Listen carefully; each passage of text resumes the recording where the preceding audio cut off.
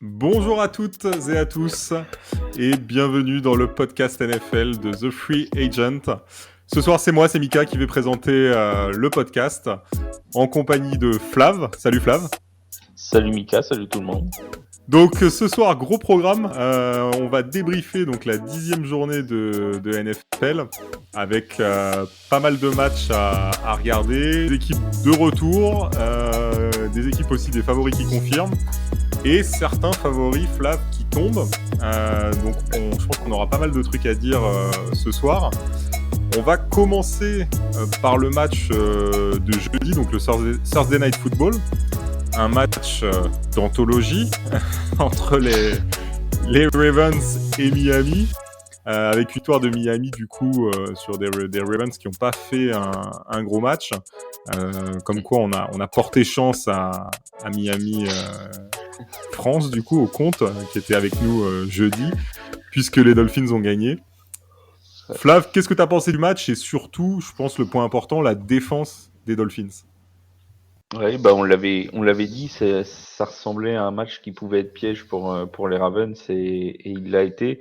Une défense de Miami qui est quand même retrouvée depuis 2 matchs maintenant.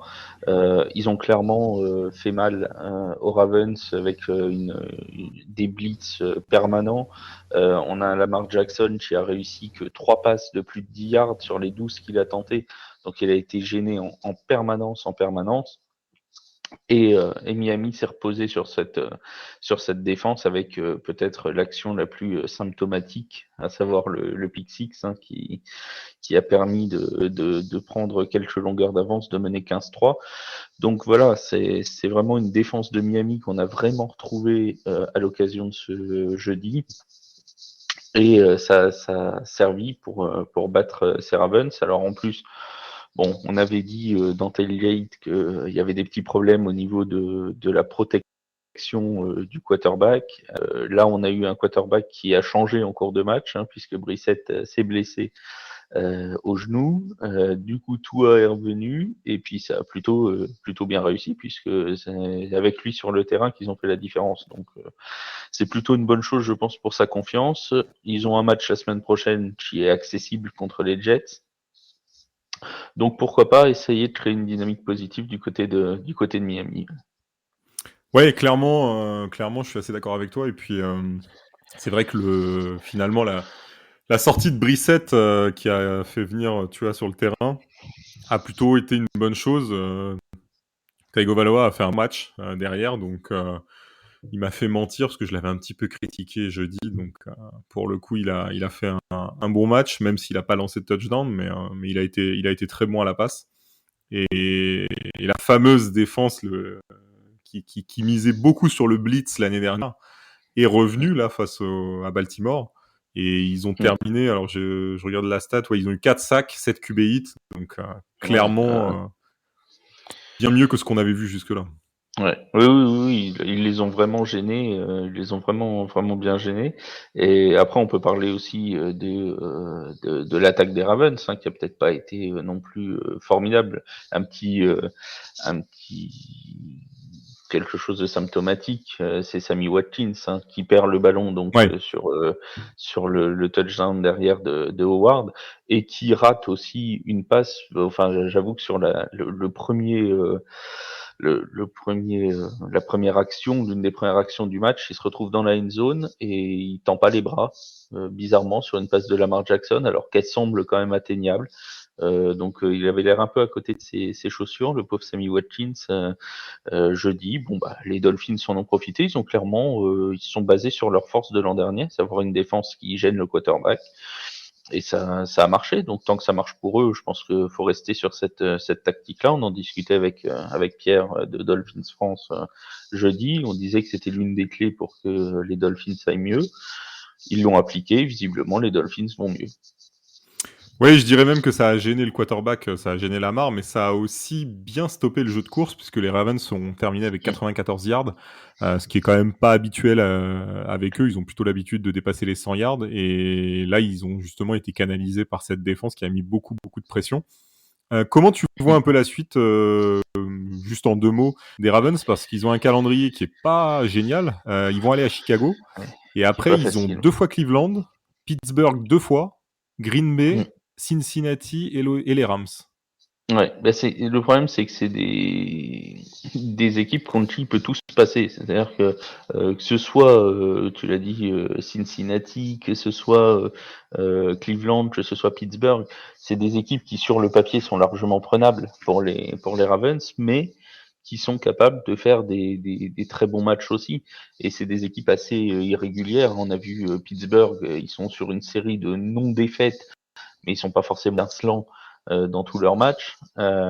Les Browns, capables du meilleur comme du pire d'une semaine sur l'autre. Oui, ça c'est clair. C'est c'est une division qui, mine de rien, reste ouverte, hein. Les Ravens, ils sont pas à l'abri. Ils ont qu'une seule victoire d'avance sur les Steelers, sur les Bengals et sur les Browns.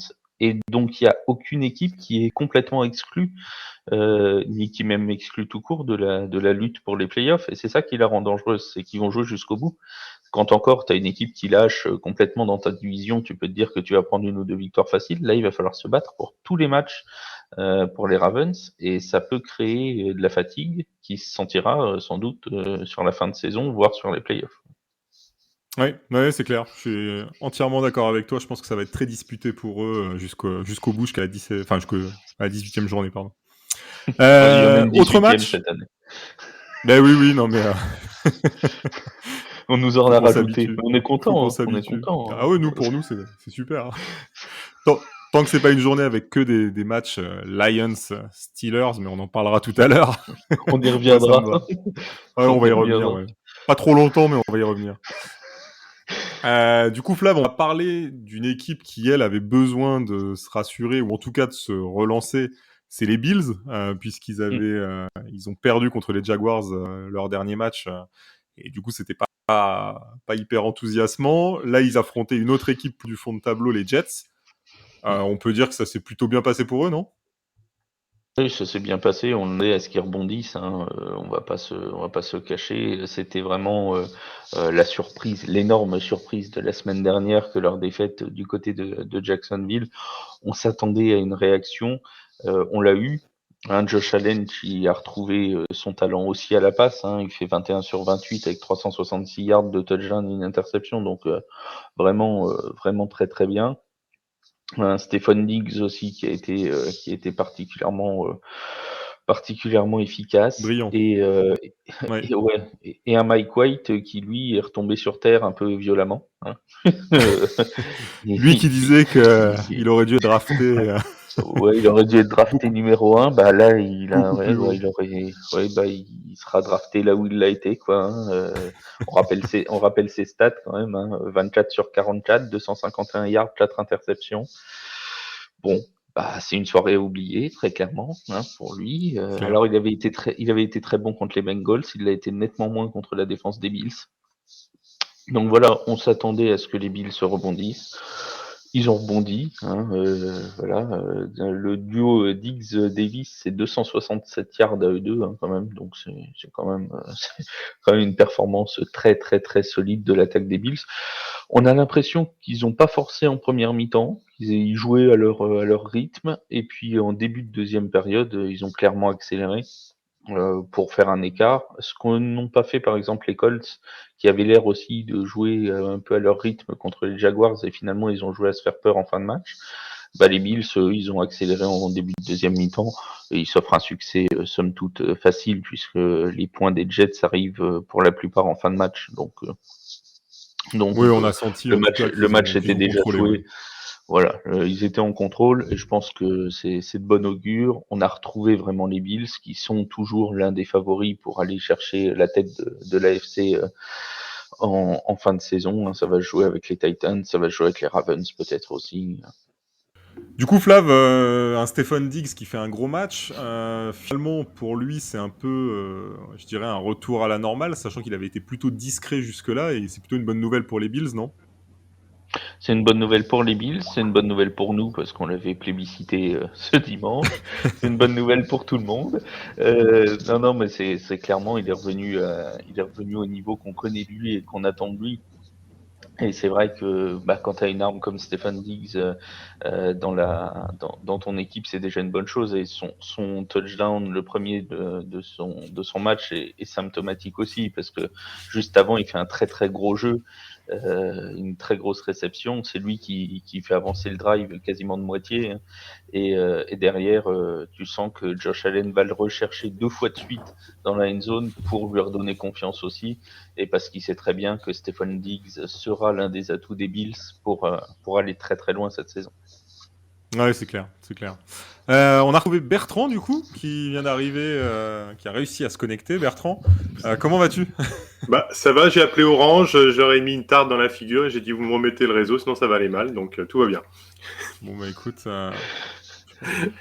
je pense que tant que ça fonctionne, tout va bien. C'est parfait. Voilà, on verra On bien. touche plus à rien, tu bouges plus. Je bouge plus, on croise les doigts maintenant.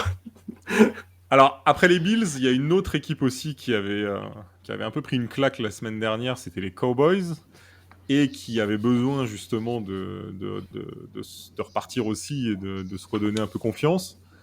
Là, pour le coup, on peut dire que la mission est plus qu'accomplie au détriment des Falcons. Bertrand, qu'est-ce que tu as pensé de la performance de Dallas, et est-ce que pour toi, finalement, la semaine dernière, c'était juste un faux pas, et là, ça y est, les Cowboys se sont relancés? Ah bah définitivement, au niveau des Cowboys, là on a relancé la machine hein, complètement. Les Falcons en face ont été dépassés physiquement et techniquement. Il n'y a pas beaucoup de joueurs qui ont vu le jour. Bon, je crois que ça doit faire plaisir à Flav, ça à mon avis, du côté des Falcons. Mais bon, sinon la prestation de Dak Prescott, elle était au rendez-vous. Hein, 24 sur 31, 296 yards, 2 touchdowns au sol. Enfin voilà, tout le monde a bien fonctionné. CeeDee Lamb a été trouvé. Le frère Diggs en défense, puisqu'on parlait de Diggs auparavant, je vous ai entendu parler de Diggs auparavant, a encore fait une interception. Donc tous les voyants étaient au vert. Mike McCarthy, a priori, a utilisé une expression que j'utilise souvent en parlant de fessée. Quand une équipe en prend une, a priori, c'est ce qu'il avait écrit sur les murs du complexe de Dallas. Et il avait aussi sorti le talc, je pense, donc il leur a fait comprendre qu'il fallait avoir une autre prestation que celle qui avait été faite contre les Broncos. Et ils ont fait ce qu'il y avait à faire. Voilà. Ouais, clairement, grosse victoire et un CeeDee Lamb que je compare un peu à Stephen Diggs pour le coup, parce que lui aussi avait été plutôt très discret cette année, et là il a fait une grosse prestation, 94 yards de touchdown, donc il a clairement répondu présent. Du côté des Falcons, bon, c'est un peu une saison mitigée évidemment. Flav, est-ce que finalement on n'est pas sur une véritable Matt Ryan dépendance du côté d'Atlanta, c'est-à-dire que quand il est pas là, malheureusement, plus rien ne fonctionne au niveau des Falcons. Oui, bon après il n'y avait pas grand-chose qui fonctionnait là depuis le début du match. Je veux dire, ils ont été complètement à l'inverse de ce qu'on disait pour Buffalo qui avait pris son temps pour prendre de l'avance. Là, Dallas les a asphyxiés tout de suite. On avait vraiment ce sentiment qu'il pouvait rien leur arriver, limite aux Cowboys. Dès le premier drive, tu vois Dak Prescott qui avance son jeu, voilà, il balance un jeu quasiment de 40 yards dès la première passe. Et tu sentais déjà que la soirée allait être longue, notamment défensivement pour les Falcons. Mais là, rien n'a marché, ni défensivement, ni offensivement. Kyle Pitts a essayé de faire ce qu'il pouvait, le pauvre. Il finit avec 60 yards, ce qui est déjà pas mal. Mais tu sentais qu'ils étaient dépassés techniquement, qu'ils étaient dépassés physiquement. C'était c'était vraiment une agonie ce match pour les Falcons et pour leurs supporters. Je pense aussi que c'était pas simple. Mais voilà, les Cowboys, on le dit depuis le début de la saison, c'est pas facile à prendre. Bon courage à ceux qui vont les prendre en playoff parce qu'il va y avoir du boulot. C'est vraiment une équipe sur qui il va falloir compter jusqu'à la fin de la saison. Et ce pouvoir d'avoir su rebondir tout de suite après une grosse déconvenue montre que c'est vraiment une équipe sur qui il faudra compter. Ouais, c'est clair. Petite question pour vous deux. Je commence par Bertrand. Est-ce que Dallas peut remporter la NFC cette année? La NFC. Ah oui, je pensais que tu allais finir par la NFC Est, mais là, ça, on sait que c'est évident, Non, de non, toute bah, façon. non, là, je pense que ça va. Non, Il je n'y a veux pas dire, trop de suspense. est-ce Y qu'ils a pas peuvent de terminer suspense. premier en NFC et du coup avoir 2 avantages, c'est-à-dire ne pas jouer les wildcards et avoir l'avantage terrain? Bah, pour le coup, c'est une forte probabilité parce que au final, on se rend compte que Arizona n'est pas si loin de faire quelques couacs durant sa saison, surtout s'il y a un blessé ou autre. Après, il y a les Packers qui peuvent les embêter si ils sont sur une bonne lancée. Et je pense qu'on abordera le sujet par la suite. Mais oui, les Rams ont aussi fait un petit faux pas. Ça sera peut-être pas le seul. On en reparlera également aussi, je pense. Ouais, je pense que les Cowboys ont la capacité de pouvoir finir premier de la NFC par rapport à la structure, par rapport au jeu qu'ils développent, par rapport à la constance et l'équilibre qu'ils ont retrouvé dans leur équipe. Je vois pas ce qui pourrait les empêcher de finir premier de la NFC. Ok, Flav, t'es du même avis? Je mets quand même les Packers légèrement devant. J'ai quand même les Packers un peu devant. Bon, j'oublie pas les Cardinals, hein, évidemment, mais le problème des Cardinals, c'est qu'ils ont une division qui est difficile avec les Rams et tout, et peut-être qu'ils pourraient laisser des plumes dans ces duels-là. Mais pour moi, Green Bay est encore un peu devant. Après, encore une fois, l'avantage des Cowboys, c'est leur division, eux, pour le coup, parce qu'ils finissent quand même sur les derniers matchs, ils jouent Washington, ils jouent New York, ils rejouent Washington, ils prennent une fois les Cardinals, mais c'est à domicile, c'est à Dallas, Ouais. et ensuite ils vont chez les Eagles. Donc sur les 5 derniers matchs, c'est largement jouable pour eux. En fait, là où ils ont un virage à négocier, c'est les 2-3 prochains matchs. Ils vont jouer à Kansas City la semaine prochaine, ils reçoivent Las Vegas et ils vont jouer au Dôme de la Nouvelle-Orléans ensuite. C'est ces 3 matchs-là qui feront si là, ils arrivent à prendre 2 voire 3 victoires, à mon avis, ils seront très très durs à aller chercher parce que derrière, la fin de calendrier semble largement accessible, alors que du côté de Green Bay, c'est un petit peu plus compliqué quand même, hein, parce qu'ils prennent les Rams, les Vikings 2 fois, les Browns une fois, les Ravens, donc c'est quand même un petit peu plus compliqué au niveau du calendrier, mais sur l'impression générale, je mets quand même les Packers un petit peu devant. Ok. Sachant quand même que je fais juste une aparté, c'est que la saison est tellement improbable, c'est-à-dire qu'on a tellement d'équipes qui peuvent gagner contre une autre alors qu'on ne les attend Oui. pas, que franchement, moi je vois pas pourquoi les Cowboys pourraient pas faire un faux pas à un moment donné, ou les Packers aussi. Donc c'est très dur de se prononcer puisque tout le monde peut gagner contre tout le monde pratiquement. Maintenant, avec tout ce que l'on voit, il y a plus trop de certitude quand même. Ça c'est certain. Après, c'est ce qu'on disait tout à l'heure avec Mika sur le premier match et sur la division. L'importance de la division, c'est que là, contrairement à ce que connaissent Baltimore, par exemple, ils vont très rapidement avoir le titre de division. Dallas, c'est quasiment certain. Et Mm. donc, du coup, ils n'auront pas forcément des adversaires toujours très mobilisés, si ce n'est par les choix de draft, en fin de saison. Et C'est ça vrai. peut aussi avoir son importance. C'est Oui, vrai. C'est un point c'est vrai, important, ouais. tout à fait. C'est un point important. Il y aura aussi quelque part la gestion aussi de la fatigue avec cette journée supplémentaire. À voir comment les équipes vont le gérer. Mais ouais, c'est vrai. C'est vrai qu'il y a aussi ce point-là. La draft va avoir un impact sur certaines équipes. Ok, messieurs. Je pense que pour les Cowboys, on a fait le tour. Mission accomplie. Ils se sont rachetés. Contrairement à une autre équipe qui, elle, a vécu une journée plutôt difficile, Tampa Bay, les champions en titre, qui se déplaçaient dans la capitale américaine, à Washington. C'était un peu le remake des playoffs de l'année dernière, mais avec un dénouement complètement différent, Bertrand. Une défaite pour Tampa Bay et une défaite plutôt, ouais, avec un match pas terrible quand même. Ouais, ben il y a des défaites qui sont parfois, enfin, je vais pas dire masquées, mais tout du moins où les équipes peuvent, malgré tout, par leur domination, être battues. Là, on n'en est pas là du tout. On a vu une équipe des Buccaneers sombrer, enfin, pas sombrer, le mot est un peu fort, mais en tout cas baisser les pieds assez largement. On a été habitué à ce que Tom Brady, soit le métronome et à ce moment-là revienne petit à petit dans le match. On y a cru à un moment donné puisqu'ils reviennent à 19-23, Je pense que tout le monde s'est dit, spectateurs comme beaucoup de monde sur le bord du terrain, ils vont réussir à repasser devant et à gagner le match. Là, pour le coup, ça a calé. Parce qu'on a vu une équipe de Washington qui était appliquée en attaque, qui était sérieuse en défense, ce qu'elle nous avait pas montré depuis le début de la saison. On a quand même un drive de 10 minutes à la fin. Enfin, voilà, qui est d'ailleurs ce qu'aurait pu faire Tom Brady dans les grandes heures, mais un drive de 10 minutes en fin de match avec 21 jeux et qui finit sur un touchdown. Donc c'était voilà comme je disais auparavant, un match surprenant où on s'attend pas à ce que l'équipe de Washington fasse ça vu ses dernières prestations. Et voilà, les Buccaneers marquent le pas, mais je pense que c'était une petite erreur. À mon avis, ils reprendront les choses comme il faut contre les Giants, en espérant que ça n'arrive pas en tout cas. Ouais, à mon avis, du côté de New York, on doit être un peu inquiet. Flav, ils sont tombés sur une défense de Washington finalement qui termine avec aucun sac, un seul QB hit. Étonnant parce qu'en général, les équipes qui battent Tom Brady, c'est des équipes qui souvent lui ont pas laissé trop de place, pas trop de temps dans la poche. Là, finalement, c'est autre chose qui a fonctionné. Peut-être tout simplement Brady qui était dans un mauvais jour. Oui, je pense que Tom Brady était déjà pas dans un très très bon jour.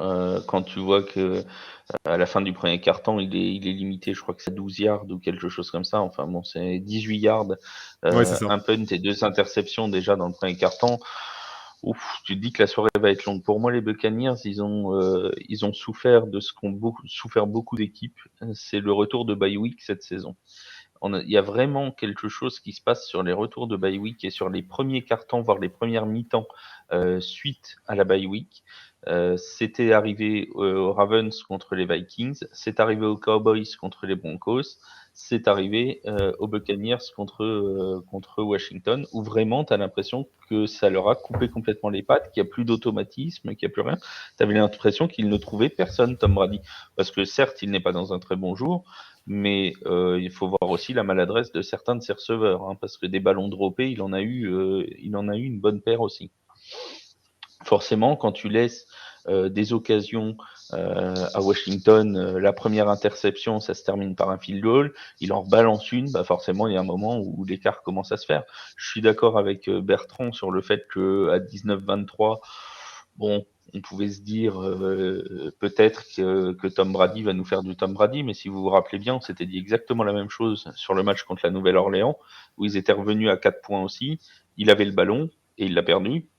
Et il restait 5 minutes à jouer, il avait 4 points de retard, on s'était dit oulala, ça sent pas bon pour les Saints, et il a perdu le ballon. Donc ça fait quand même 2 fois qu'on se dit bon, il va nous faire du Tom Brady, il va revenir, et sauf que ça revient pas. Alors je suis pas inquiet pour eux, Qui vieillit. non, oui, peut-être. Non, je suis pas inquiet pour eux, ils reviendront et tout. Ce qui me fait mal pour Washington, c'est la blessure de Chase Young, pardon. Oui. C'est un gros coup dur. C'est dommage parce qu'ils ont vécu une très belle soirée et ça vient entacher leur soirée, mais sur la performance globale, effectivement, il n'y a rien à dire sur ce qu'ont fait les Washington. Ils ont joué comme il fallait qu'ils jouent et le dernier drive de Heineke est particulièrement remarquable. 10 minutes qui se terminent par un C'est touchdown. exactement ce que j'allais. Il a mangé le chrono comme il fallait le manger.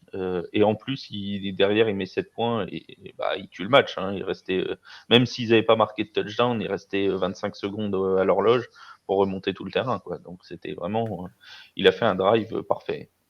Ouais, il a fait un super drive et en plus, c'est vrai que autant il est capable de faire des matchs très compliqués, autant là il a fait un très bon match. Il est capable de tomber devant la zone. Mais c'est ça, ouais, c'est exactement ça. Et là, je trouve qu'il a fait vraiment un très bon match. Ils ont très bien utilisé aussi Antonio Gibson, même si en nombre de yards, flagrant, c'est 64. Mais c'est 24 à la défense, il marque 2 touchdowns. Donc c'est vrai que ils ont très bien géré en tout cas ils ont été privés de McLaurin pendant un moment du match où il était sorti sur blessure pendant quasiment un quart temps et demi, il n'était pas sur le terrain. Ouais. Donc c'est quand même voilà, ils ont fait sans leur meilleur défenseur pendant la moitié du match et sans leur meilleur receveur pendant on va dire au moins un tiers du match aussi. Donc c'est quand même une belle performance globale d'équipe. Mais toutes les planètes étaient vraiment bien alignées pour Washington. Hein. Moi, je vois sur les 4 premiers drives, ils ont scoré les points. C'était une soirée où tout était bien aligné, donc tout fonctionnait bien. Ils ont bien créé leur victoire. Après, même en défense, les Buccaneers sont pas démérités. Hein. Devin White, il a encore fait 13 plaquages et 2 sacs. Puis Lavonte David a été présent. Donc, je pense que c'est un soir où tout va bien pour une équipe. Et puis, bon, l'autre en face, ça a beau faire ce qu'elle veut. Ça passera pas même si elle est plus forte. Aussi paradoxal parce que Tampa a été très très efficace sur le pass rush. Ils ont 5 plaquages, 8 hits, 11 plaquages pour perte. Et quand tu as ce genre de stats, en général, tu prends pas 29 points et c'est ça qui est paradoxal dans la rencontre. Messieurs, moment plus difficile. C'est pas le quiz. Je vais passer au choc de la semaine. Ça y est, le choc de la semaine. Les Lions qui étaient en déplacement à Pittsburgh pour un match alors sans Big Ben puisqu'il était positif au Covid avec Mason Rudolph qui occupait le poste et le premier match nul de la saison 16-16. Flav, ton impression sur cette rencontre qui a été assez compliquée à vivre devant notre poste? Ouais, la bonne nouvelle, c'est que les Lions ne sont pas perdus. L'autre bonne nouvelle, c'est que Najee Harris a retenu une règle en NFL, à savoir qu'on pouvait faire match nul. Donc ça fait déjà 2 bonnes nouvelles dans un match insipide, c'est déjà bien. À mon avis, vraiment, ce qui représente le mieux cette rencontre, pour ceux qui ne l'ont pas vu, vous pouvez vous contenter que de ça, regardez que la prolongation. Ça représente tout le match en général. J'irai même plus loin. Je dirais, si vous avez vu notre article d'aujourd'hui, que fallait-il retenir de la 10e journée, on a mis le tweet du field goal tenté par les Lions en prolongation. Je pense que ça résume le match, en fait. Il est fantastique. Ouais, c'est clair.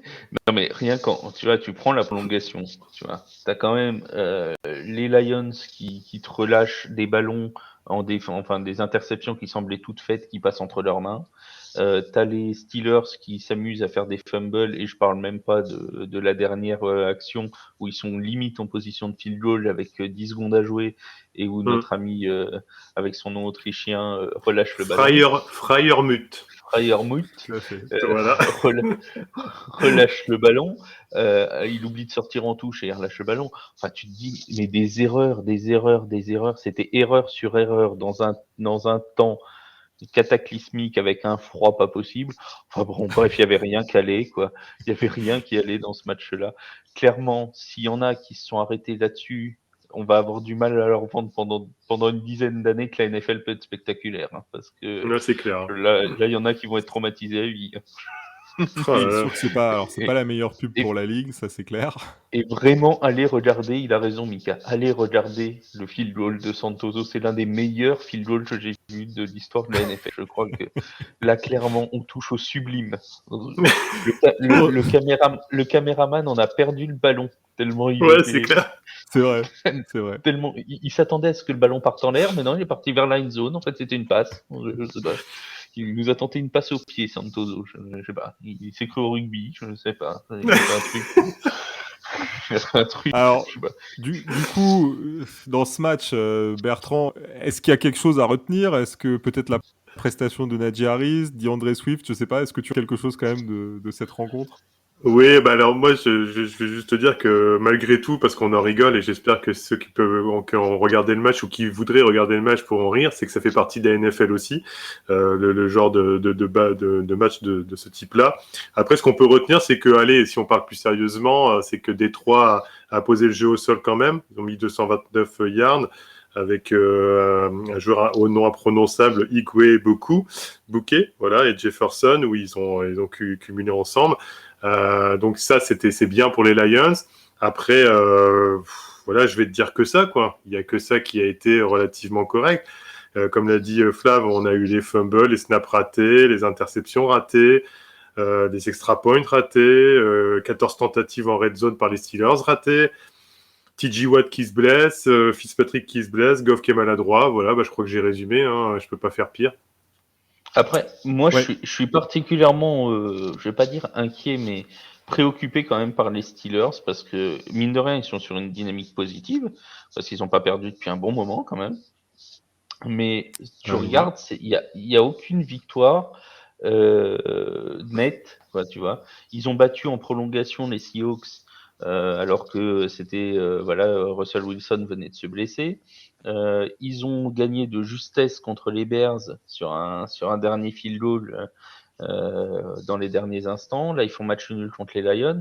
Alors certes, c'est une équipe qui est en lutte pour le titre de division et même pour une bonne place en AFC. Mais franchement, moi, je suis supporter des Steelers, je suis pas tranquille sur ce que j'ai vu dimanche et depuis 2-3 semaines. Alors, Ils ont un classement qui est... Par rapport à ce que tu dis, je vais vous donner 2 petites stats, mais juste une chose, les Steelers ont aussi raté quand même l'occasion d'égaler en fait les Ravens sur le bilan, puisque Baltimore ayant perdu, ils auraient pu égaliser à 6 victoires, 3 défaites. Donc là, je pense que c'est vraiment une occasion manquée pour eux. Et juste une petite stat, il faut savoir que c'est la seule équipe aujourd'hui qui est classée donc deuxième de sa division qui n'a pas marqué, enfin qui a marqué moins de 200 points. Donc toutes les équipes ont marqué plus de 200 points, eux, c'est la seule à moins de 200 points en étant classée dans les 2 premières places de sa division. Et c'est l'une des 2 seules équipes avec un bilan points marqués, points concédés négatif, en étant dans les 2 premières places de leur division. Donc c'est vrai que c'est pas... Il y a eu des bonnes choses, mais il y a aussi eu des matchs très compliqués pour eux cette année. On est encore à la recherche du côté des Steelers d'un vrai match référence, tu vois, cette saison. C'est d'un match où on se dit, ça. là c'est bon, ils sont partis, ça peut être un prétendant pour une bonne saison, même des playoffs. Bah, pour l'instant, certes, après c'est plutôt rassurant dans un sens. Ils gagnent sans être brillants, donc ou ils perdent pas, en tout cas dimanche. Mais ça reste, voilà. J'attends vraiment d'avoir un match vraiment sur lequel ils puissent s'appuyer, quoi. Mais Oui, vas-y Bertrand. Excuse-moi, Mika. Tout ça au final n'est pas étonnant et je pense que là, la perte de TJ Watt va leur faire très très mal puisque c'est lui qui tenait le bateau à flot. Et là, pour le coup, s'il n'est pas là, je pense que ça va couler cette fois-ci. Oui, et puis à voir aussi, Big Ben va revenir. Là, ils ont Minka Fitzpatrick, qui est positif lui aussi au Covid. Donc tout ça va aussi, je pense, perturber un peu l'organisation. Vous avez parlé de match référence, et je sais que je vous l'avais pas mis dans l'agenda, mais je viens de m'en rendre compte. On va parler rapidement des Chiefs, qui justement tiennent peut-être leur match référence. Alors là, je sais que je vous prends au dépourvu, vous n'avez pas de stade, vous n'avez rien. Parce que alors là, je vais te reprendre, mais malgré tout, je me suis dit, à mon avis, il parle dans la liste que tu avais mis Rams contre Raiders, un truc comme ça. Alors je me suis dit, à mon avis, il doit parler de Raiders Chiefs, donc je l'ai préparé quand même. Voilà. Écoute, on va parler des deux, mais on va commencer. Je l'ai pas préparé, mais je l'ai vu, donc ça va, t'inquiète. On va commencer par les Chiefs. Alors, ma question, est-ce que les Chiefs tiennent enfin leur match référence et est-ce qu'ils ont lancé la saison Bertrand? J'allais dire, je vais laisser partir les Flav. Il a vu le match en premier, donc en entier a priori. Donc, mais bon, je vais en parler. Pour moi, oui. Maintenant, attention. Oui, ils ont rejoué. Ils ont restructuré leur attaque en faisant en sorte de repartir sur une base de passe courte aussi, même si on a toujours les envolées et l'innovation de Mahomes. Mais malgré tout, je prendrai pas ça sur un seul match. À mon avis, j'attendrai de voir un autre match pour être sûr que les choses se sont bien remises dans l'ordre. Alors effectivement, là, on a retrouvé une prestation de Chiefs Super Bowl, 516 yards en attaque, 9 sur 15 sur les third down. Voilà, ils ont encaissé seulement 299 yards sur le match. Bon, je pourrais passer en revue le reste des statistiques de l'effectif, mais on a Hill qui a été présent, il a marqué 2 touchdowns. Tout le monde a été à la fête puisqu'on a eu des points marqués par Edwards, Gray, Pringle, même des noms qu'on n'entend pas souvent. Donc oui, ça a été une prestation d'ensemble plus que bien, mais je dis, il y a eu des surprises cette année. J'attendrai un prochain match pour être sûr que les Chiefs se soient remis la tête à l'endroit. Alors justement, prochain match pour les Chiefs, ce sera à domicile. Ils vont enchaîner 3 matchs à domicile avec la bye week au milieu de tout ça. Mais le prochain, c'est contre Dallas, Flav, et justement, gros test. Alors toi, qu'est-ce que tu as pensé de leur performance? Et surtout, bon, Mahomes a 406 yards, 5 touchdowns lancés. Qu'est-ce que tu en as pensé? Est-ce que tu penses qu'ils sont lancés et qu'ils ont une chance contre les Cowboys ou qu'ils vont retomber dans leur travers? Alors, ils ont une chance contre les Cowboys, mais on va surtout très rapidement savoir si effectivement c'était un coup d'éclat dans une saison très mauvaise ou si les Chiefs sont vraiment de retour. Je pense qu'on sera fixé lundi prochain. S'ils font la même performance contre les Cowboys, alors clairement on pourra penser que le début de saison très poussif était un très gros accident de parcours parce qu'il a quand même duré un petit moment, mais qui sont vraiment revenus. S'ils retombent dans leur travers à reperdre des ballons, parce que j'en ai parlé hier dans Tailgate, mais je reviens là-dessus, ce qui a vraiment changé du côté des Chiefs aussi, c'est qu'ils n'ont quasiment pas perdu de ballon, pas d'interception pour Patrick Mahomes, et tout de suite, quand tu es à 35 sur 50, 406 yards, 5 touchdowns, 0 interception, bah évidemment, ça te change un match. Hein. C'est clair. C'est un moment, c'est très clairement la défense aussi qui a été très bien, qui a été très très bonne parce que mine de rien, à part donc ils prennent un touchdown de Renfro en première mi-temps, mais c'est vrai que sinon ils ne prennent que 82 yards avant la mi-temps. Donc c'est une défense qui a été quand même très très solide qu'on n'avait pas vu à ce niveau-là depuis un bon moment cette saison. Donc tous les voyants ont été ouverts pour les Chiefs. Reste à savoir si c'était une éclaircie dans une mauvaise saison ou si c'est vraiment le retour des Chiefs surpuissants qu'on a connu ces dernières saisons. Sachant que Tyrann Mathieu, je ne sais pas si vous avez vu la déclaration, mais aurait dit les vraies équipes du Super Bowl, on les voit pas en octobre-novembre. Donc lui, il peut dire ce qu'il veut. Globalement, peut-être qu'il se rassure aussi, mais je reste persuadé qu'il faut voir un autre match avant de juger. Et sachant que d'ailleurs le Cowboys Chiefs reste un des matchs pour la semaine prochaine où on est le plus indécis, je pense, sur les pronostics, puisque moi, il y en a que j'ai pas hésité sur celui-là. J'ai hésité entre les deux, mais voilà. Quand même, j'ai mis ma préférence sur une équipe. Ouais, alors, pour le coup, c'est vrai que ce sera, je pense, le décisif. Flav, tu parlais d'une saison plutôt mauvaise des Chiefs. Malgré tout, ils sont premiers Ils de leur sont en division. tête de division. l'AFC West, ouais. Premiers devant les Chargers et les Raiders et les Broncos. Ouais. Donc, ce qui est finalement pas trop mal. Ils sont sur 3 victoires consécutives. Donc, ça, Ouais. pour l'instant, ça, on va dire que bon an, mal an, ça va. Mais effectivement, vrai test dès la semaine prochaine face à Dak Prescott. On verra ce que ça donne. Ça va être, à mon avis, très, très intéressant. Ah On oui, va ça va être passer intéressant. à un... Pardon. Non, je disais juste, oui, ça va être intéressant. On va passer à un autre match. Et pour le coup, je pense que là, vous n'allez pas me contredire, certainement aussi. Une autre équipe qui tient son match référence, New England, les Patriots, qui ont roulé sur les Browns avec un Mac Jones en pleine forme, un Ramondre Stevenson pareil. Donc finalement, les rookies qui font la loi.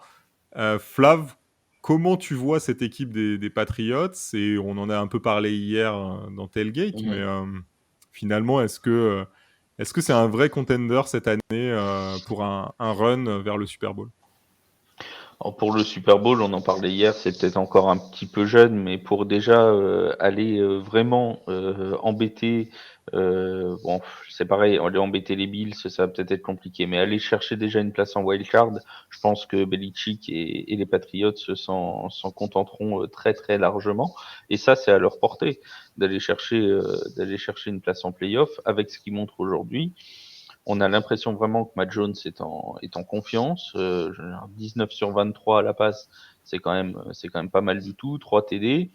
On a aussi, et ça on sait que c'est l'une des forces des équipes de Bill Belichick, mais une défense qui commence à presque plus prendre de points. Ils ont pris seulement 13 points, je crois, sur les 2 derniers matchs.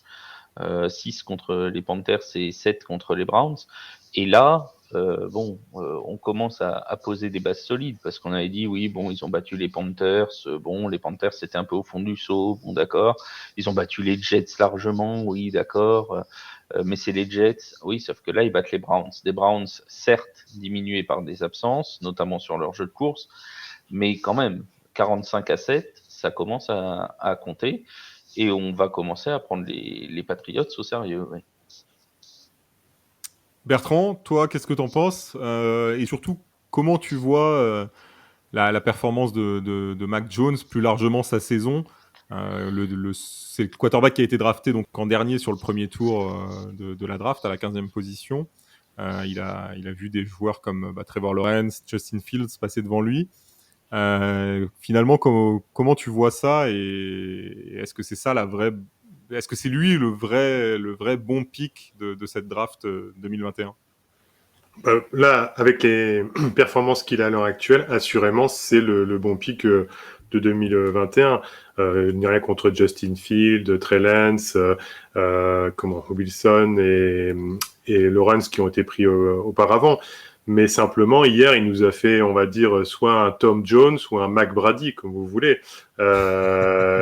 Il était la réincarnation de Tom Brady l'espace d'un match. Et je dirais, si c'était vraiment la réincarnation, sur les autres matchs auparavant, il a quand même fait plus qu'un quarterback plus expérimenté ferait. Moi, je vais mettre une petite pièce et je vais me lancer. Je vais dire quelque chose qui va peut-être être repris et on va se moquer de moi, mais je vois bien plus loin que les playoffs pour les Patriots. Je les vois peut-être aller au Super Bowl par rapport à beaucoup de choses, par rapport à un équilibre d'équipe, par rapport à une expérience du coach, par rapport à la montée en puissance progressive de l'équipe, par rapport au fait que tout le monde est impliqué. Hunter Henry a marqué encore 2 touchdowns hier. Bourne a marqué un touchdown et a fait 43 yards, 4 réceptions. Enfin bon, voilà, c'est vraiment bien en place. Ils ont doublé, la offensive line a doublé plusieurs fois sur Garrett pour éviter qu'il n'approche de Mac Jones. Ils ont une défense infranchissable. Enfin voilà, je fais l'article dessus là, mais globalement, moi je prends ma petite pièce en disant que je vois bien les Patriots, et on en reparlera plus tard. Peut-être que vous me reprendrez dessus, mais au Super Bowl. Tu notes, hein, Flav? C'est pas notre genre. Tu notes bien, s'il te plaît, dans le cahier où on note tout ça, tu le marques. Mais en plus, simplement moquer des mauvais pronostics, non, on n'est pas comme ça. Et dernière chose, Belichick implique également des rookies et les fait réussir, puisque Stevenson, 20 courses, 100 yards sur les 184 et 2 touchdowns. Bon, franchement, ça veut dire que là, tout le monde est bien impliqué dans l'organisation, tout le monde est au top. Pourtant, voilà, les Patriots sont pas ma franchise préférée, mais globalement, je reconnais quand une équipe est vraiment, est vraiment au top, avec pas d'individualité et pas d'ego à ce moment-là qui viennent troubler, comme on pourra reparler sûrement sur une autre franchise, l'équipe, quoi. Donc je prends note pour le Super Bowl. Alors, en plus, pour te donner un argument supplémentaire pour défendre ta théorie, les Patriots, cette année, c'est 4 victoires à l'extérieur sur 4 matchs. Donc pour eux, on sait qu'ils n'auront pas l'avantage du terrain. Logiquement, ils ne devraient pas remporter l'AFC. Mais jouer à l'extérieur, ça leur pose pas de problème du coup. Même mieux qu'à domicile. Donc ça c'est un argument supplémentaire pour ta théorie. Et sachant que les Patriots sont plus dangereux quand ils sont outsiders que quand ils sont favoris, puisqu'ils ont perdu 2 fois le Super Bowl face aux Giants, Cocorico, en étant favoris au moment du Super Bowl. Donc, en underdog comme ça, ils sont très, très dangereux. C'est l'effet Belichick, tout ça. C'est la magie noire de Bill. Parfait, messieurs. On verra où est-ce que les Patriots arrivent. En tout cas, très belle saison pour Mac Jones, qui est clairement en route pour le trophée de rookie de l'année. On verra comment va se passer la lutte avec Ja'Marr Chase, mais c'est vrai que c'est les 2 joueurs cette année qui ont le plus brillé au sein des rookies, en tout cas sur la partie offensive. On passe à un autre match. Alors, vous avez vu, celui-ci, je voulais pas coller juste après Steelers-Lions. C'était le Packers-Seahawks. ça faisait trop d'un coup, sinon. Non, mais je suis sympa, je vous ai mis quand même quelques matchs entre les deux. Oh là là, tu nous as mis des points. Voilà, je préférais faire comme ça, je sentais que j'allais vous perdre sinon. Donc, les Seahawks qui ont retrouvé Russell Wilson, les Packers qui ont récupéré Aaron Rodgers de retour de Covid, toujours pas vacciné, mais de retour de Covid. Et un Lambeau Field où il faisait froid, il a neigé toute la journée, même si le terrain finalement était déneigé, il avait été bâché. Donc ça allait pour jouer. Mais c'est pas pour autant qu'on a eu un grand match, puisqu'on a gagné, pas difficilement, mais un peu dans la douleur, 17-0. Et 2 quarterbacks qui n'ont lancé aucun touchdown de la rencontre. Donc, un super match offensif, 3 interceptions, aucun touchdown.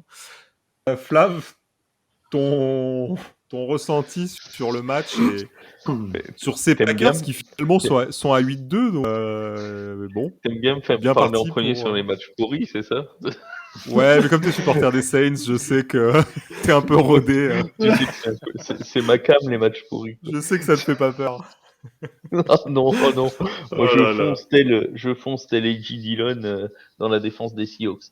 Euh, non, mais blague mise à part, oui, alors tu disais on a retrouvé Russell Wilson, je suis même pas sûr qu'il était totalement en santé parce que sur certains lancers, il semblait quand même encore bien gêné au niveau de sa main. Je sais pas si les Seahawks l'ont pas mis un peu tôt. Ça n'enlève rien à la performance, notamment défensive, et c'est ça qu'il faudra retenir, je pense, pour les Packers.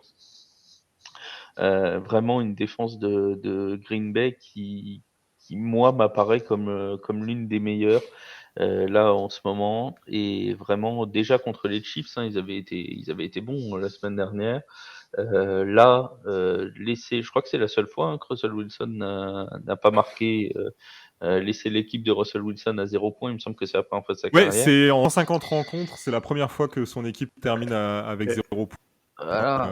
quand il était sur le terrain. Et Flav, ça reste une t'as performance. Flav, t'as vu comment il était heureux de le dire, hein, Mika? Oui, c'est la première fois. Ouais.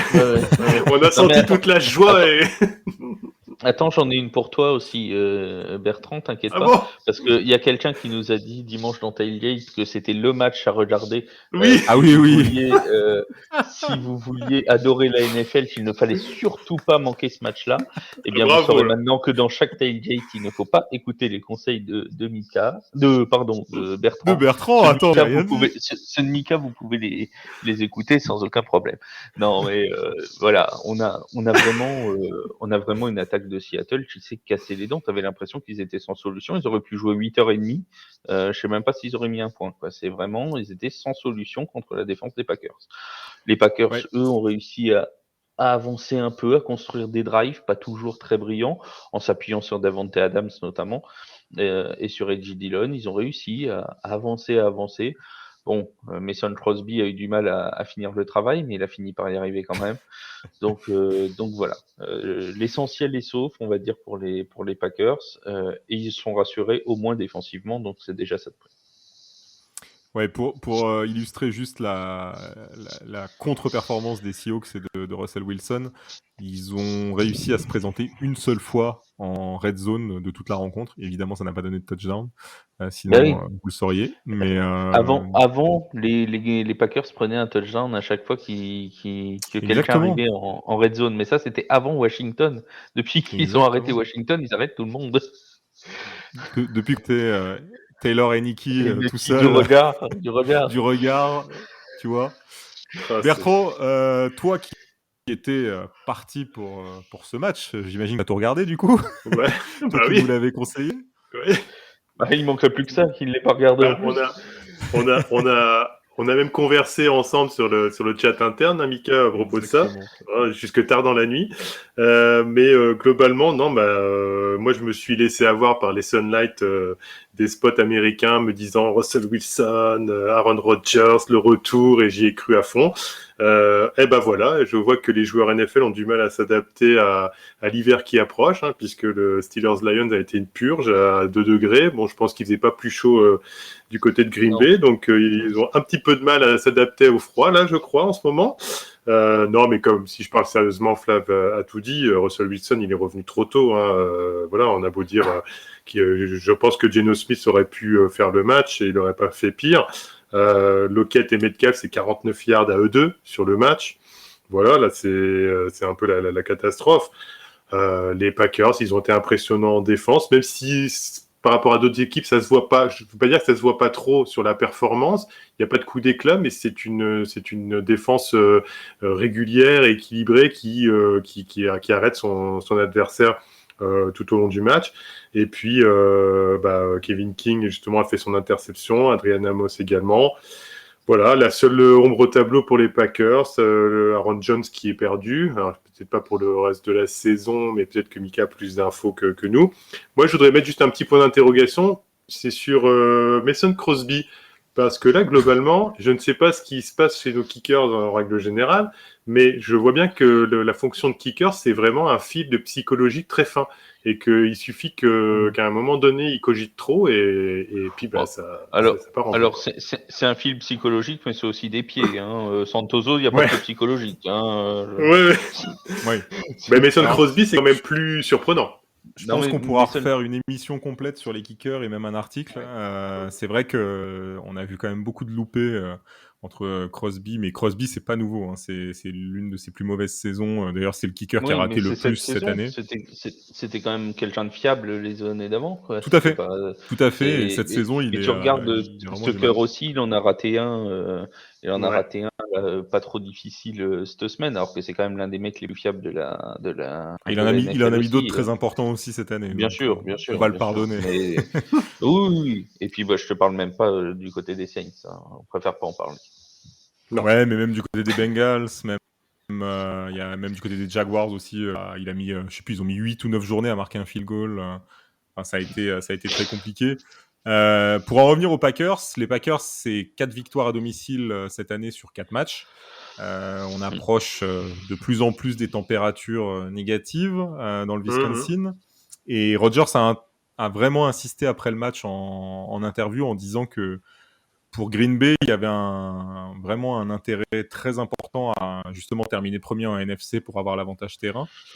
Qu'est-ce que vous en pensez, même si, parce que de toute façon, on connaît les météorologiques et la difficulté d'aller gagner au Lambeau Field. Est-ce que vous pensez que ça peut être ça la clé aussi pour les Packers du succès, on va dire, cette année, cet avantage terrain? Oui, clairement, de toute façon, pour les équipes qui ont des terrains entre guillemets difficiles, c'est toujours un avantage. Tu prends les Bills de Buffalo, c'est pareil. Si jamais ils sont en tête de l'AFC, sachant que derrière, au mois de janvier, il y a de fortes probabilités pour qu'il y ait au moins un match où il neige à Buffalo pendant les playoffs. Ce sera un avantage parce qu'eux sont habitués. Alors c'est vrai dans certaines autres conditions, avec la franchise que je connais bien, on dit souvent que le dôme de la Nouvelle-Orléans est aussi réputé comme très difficile à jouer à cause du bruit. C'est le cas à Seattle aussi pour d'autres, pour les même Denver à cause de l'altitude aussi. Voilà, au Denver à cause de l'altitude. Donc il y a des terrains comme ça très particuliers. Le Lambeau Field en fait partie et pour l'ambiance et pour le froid qui règne. Et quand je vois que dans le calendrier qui reste, il y a les Rams contre les Packers J'allais l'aborder, ouais. Qui est censé être un gros match de cette NFC, mais avec des Rams qui Sauf vont si Bertrand le dit. Voilà. qui vont aller du côté du Lambeau le 28 novembre. Alors on n'a pas les prévisions météo, mais on peut penser qu'il fera pas beaucoup plus de 0 degré. Voilà, c'est clairement mieux dans ce sens-là, que ce soit Green Bay Los Angeles que Los Angeles Green Bay pour les Packers. Et ça pourrait être un match charnière pour la suite en NFC, voire pour la suite de la saison en général. Moi, globalement, je vais pas vous vendre ce match-là parce qu'on ne sait jamais avec mes prédictions. Mais de toute façon, je serai sur un autre match ce jour-là. Je serai sur Giants Eagles et ça, c'est pour d'autres raisons. Voilà. Voilà, ouais, effectivement. On a hâte, hein. J'ai fait un travers de la gorge la saison dernière et ces deux confrontations-là. Enfin bon, c'est un autre débat. Revenons sur nos Packers. Alors, on va terminer. En plus, le Packers Rams, en plus, il est juste avant la bye week des Packers, il me semble. Hein. Donc, en plus, c'est un match où ils pourront vraiment y aller à fond entre guillemets, parce que derrière, ils ont une semaine de repos. Donc, c'est vraiment un match qui va être intéressant et qui va être très très bon à suivre. Ouais, exactement, et ça va être vraiment important. Je voulais juste faire un commentaire concernant Aaron Jones. Donc effectivement, il y a eu des grosses inquiétudes hier. Il était même lui, en fait, quand il a été rejoint de sa famille, il était en larmes. Et finalement, en fait, l'IRM a montré que il avait été touché au genou, enfin au ligament, mais que ça n'était pas grave. Et logiquement, il devrait être absent maximum 2 semaines. Donc pas trop d'inquiétude du côté de Green Bay. Surtout avec un AJ Dillon qui a été plutôt bon et c'est notre Derek Henry à nous, donc on va compter dessus. Et par rapport aux conditions difficiles, je rajoute juste que ça confirme bien ma prédiction sur les Patriots, c'est que eux vont avoir aussi, parce que je pense que l'hiver à Boston, si on se souvient bien, il est pas mal non plus, hein, il n'est pas dégueulasse comme on dit. Ouais, donc c'est pas terrible pour ça. Ouais. Voilà, C'est donc pas il va très falloir chaud, aller les jouer là-bas aussi. C'est vrai. Messieurs, on va attaquer le dernier match de notre podcast. Pas des moindres, c'est le Monday Night Football. Donc, avec des Rams qui se déplaçaient sur le terrain des Niners. On était plutôt tous d'accord C'est tous sur... gaufrés, dis-le. sur une victoire assez facile des Rams.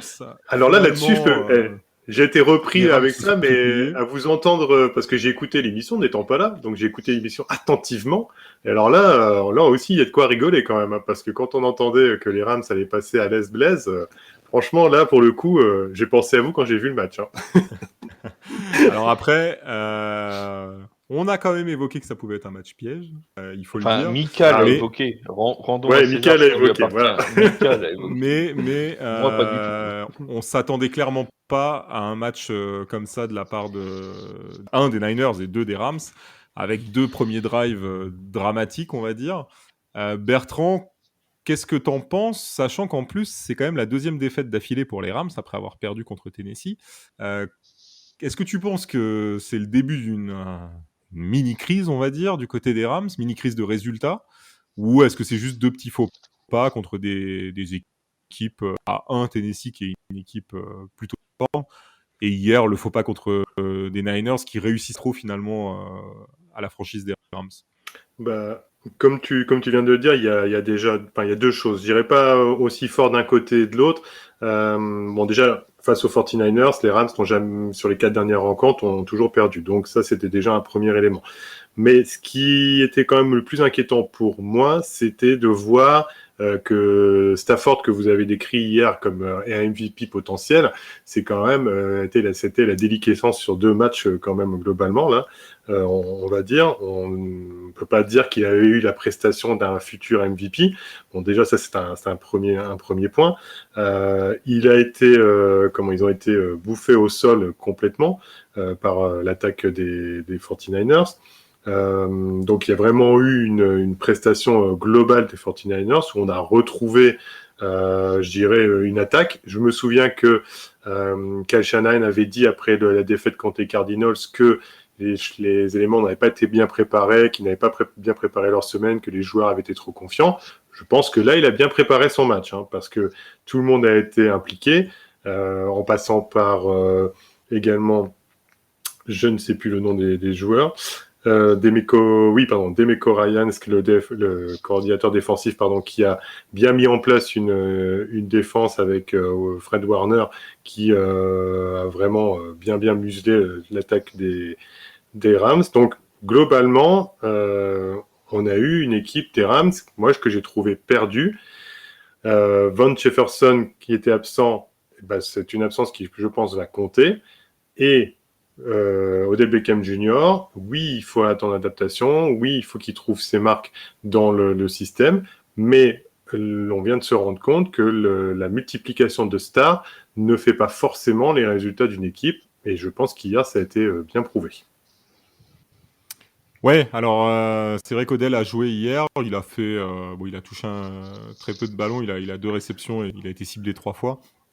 C'était pas non plus un match facile pour les Rams et pour Stafford. Kupp, lui, a fait ses 122 yards, donc fidèle à lui-même. Flav, là, les Rams, ils sortent de 2 défaites, ils partent en bye week.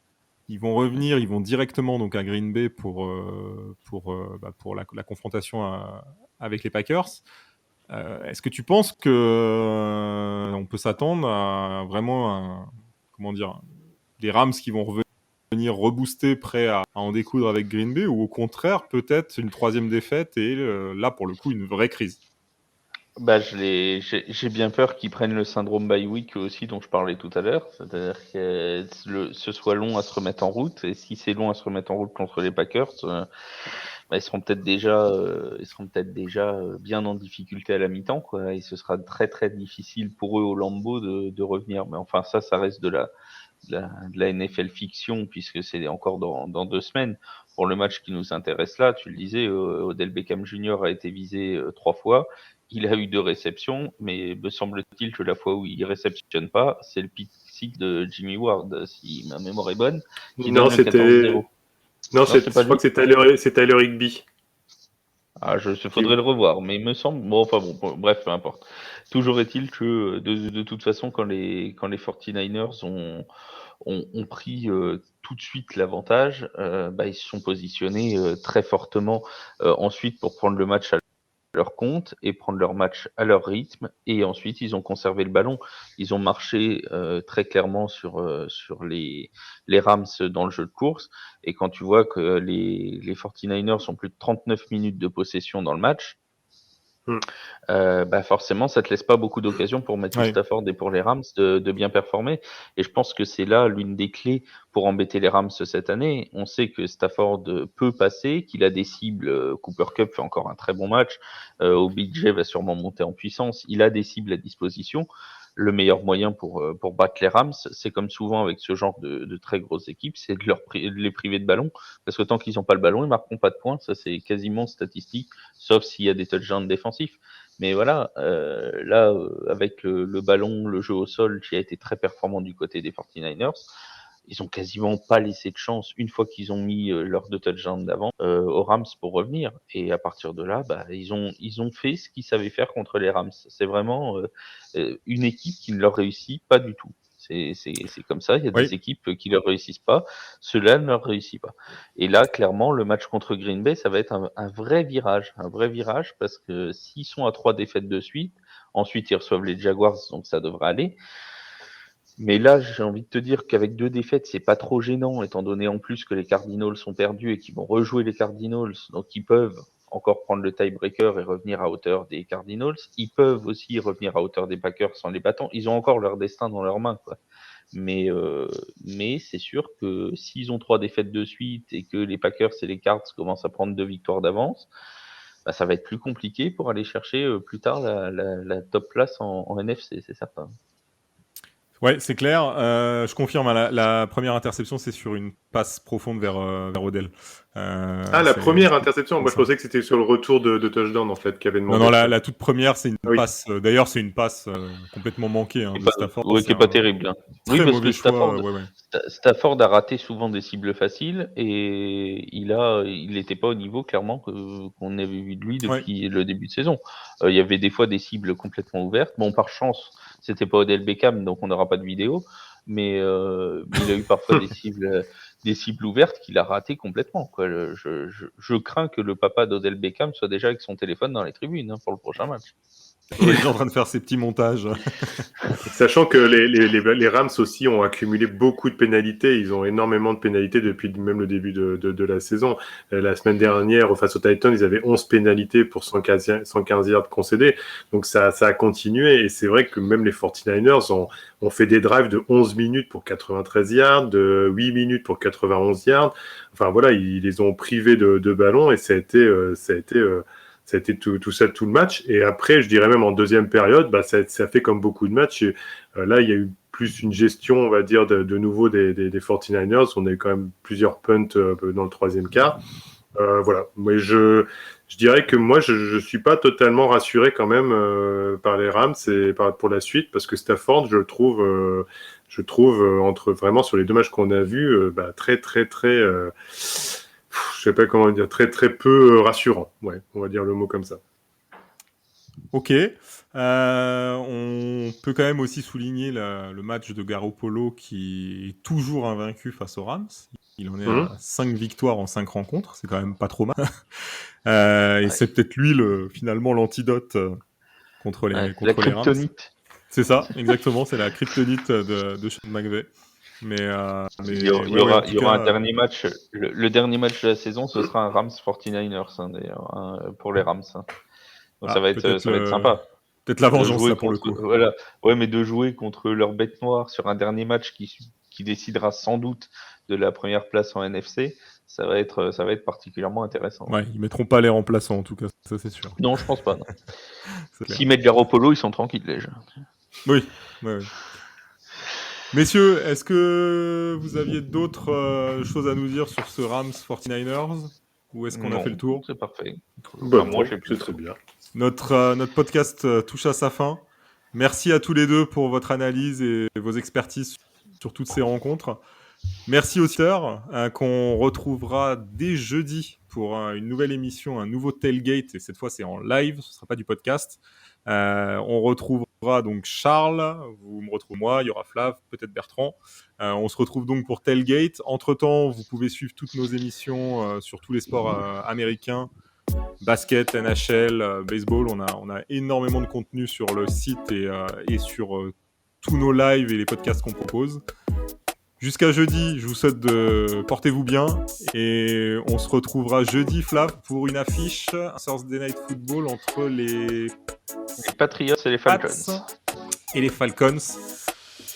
On espère que les Falcons afficheront un meilleur vis-à-vis là, en tout cas. Oui, j'espère, parce que si les deux équipes affichent le même visage que dans cette Week 10, ça risque de tourner assez rapidement. Ouais, là ça risque de faire mal, c'est clair. C'est certain. Merci à tous en tout cas, merci les gars, et on vous dit à jeudi. Bonne soirée, ciao. Merci Mika, bonne soirée, à bientôt Flav. Salut.